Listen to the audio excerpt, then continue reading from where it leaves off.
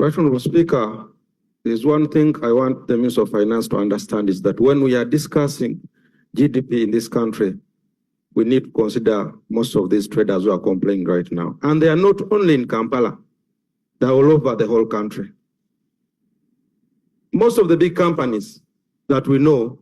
are exempted. Most of them, they don't pay taxes. So a matter that concerns the low-income earners who are trying to earn a living should be treated. What do we understand by most? Can we Minister Abubakar Kawalya agenze kufula parliament n'ateekayo ensonga yabo abasuubuzi abagenda maaso n'okubeera nga beekalakasa newankubadde ate speaker alina engeri gy'agenze maaso n'omunvuvubamu eyo nno saagala agendayo abasuubuzi beekalakasiriza ku wali eri ate munnange mu maka g'obwa president ku state house nga baagala omukulembeze aveeyo lwakiri yayanukule ensonga zaabwe naye nno tebasobodde kumulaba olw'okumala okutegeezebwa nti abadde aliko emikolo emirala gye yagenzeeko kyokka nga babadde bateeseza nti balina kusinkana lunaku lwaleero okwekalakasa kukyagendera ddala mu maaso bibino ate mbikuleetedde n'ebirala ebivudde oluyi olwo nkujjukiza nti Sheikh Ashraf Dembe musomi wa dduwa tutambula naye mukubireko okusimu esembeyayo ku mirimu ku screen ajagenda maaso n'okubeera ng'akolako bulungi gwalina ebizibu ebyenjawulo ayagala olanga naffe esimu yiye esembeyo 5 ku screen njagala okujjukiza nti gwe subscribing edda webale bwebazi atata na subscribing bambi subscribing likinga sharinga commentinga tutambuze ensonga bwe tutyo abasuubuzi abesitudde okugenda okusisinkana omukulembeze gwanga General Yoweri Kaguta Museveni Tibwabulwa mu makage agasangibwa Entebbe baagaaniddwa okuyingira ne bakkirizaako abantu 35 bokka kwabo abagendedde mu 10 wano mu Katambi nga beemulugunya oluvannyuma lw'okugaanibwa okuyingira naye nti okuva ku ssaawa 4 ez'okumakya n'okutuusa we tukoledde eggulire lineeno nga pulezidenti w'eggwanga tebannaba kumukubako liiso nga kigambibwa nti ono akyalina omukolo gwaliko awantu awalala. Banga yeye ama muguno ki mwezi so nolecho bannange kye kibampisizza message jenfo kufuna wa tugende nga bwe tuzze batugobere wano akati byebyo bannange nze kye kibampisizza yawedde nawe ebyange biwedde waliwo lemuleka ne munga chairman kati kino kiveemu tuula n'abakulu tutuuke eri tukutwale nze entalo zonna nziyiseemu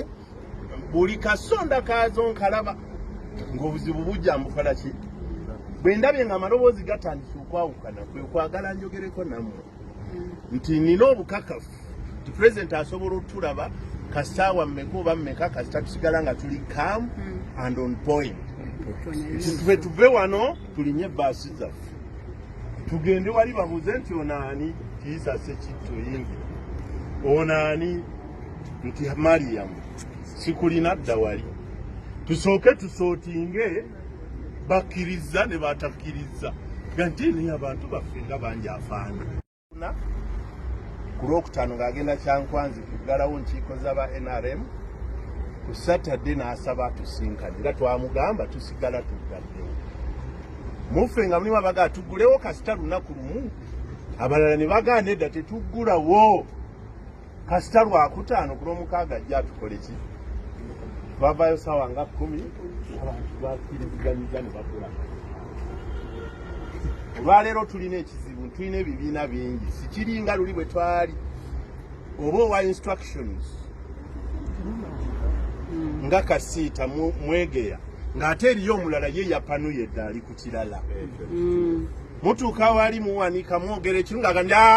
oyo ani yamugambye ffe pulezidenti tuteesa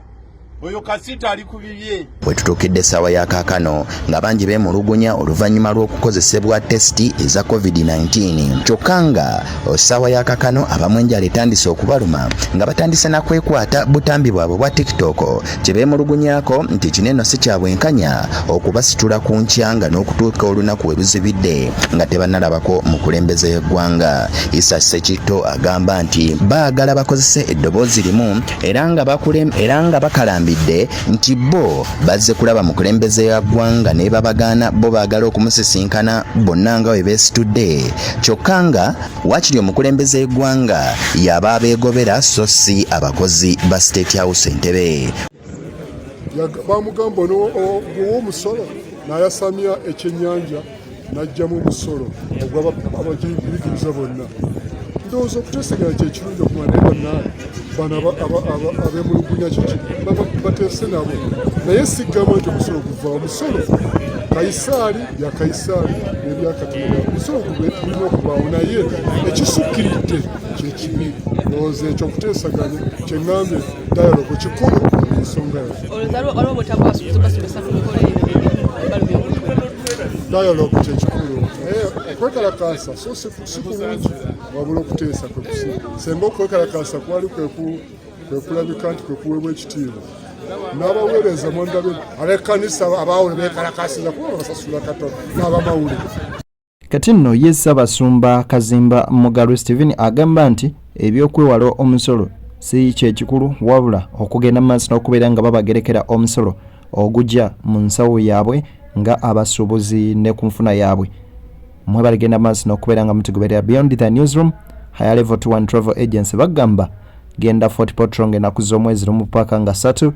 omwezi gwa Juni. Leka tubeere nga tujjukira baganda baffe abagenda maaso n'okubeera nga bafiiririra eddiini y'obukristaayo mu ggwanga ng'ate naffe bwe tuwummulamuko mu bitundu by'e Fort Portal. Akuuma atakuumira mpeera mubeere bulungi ate mweraba.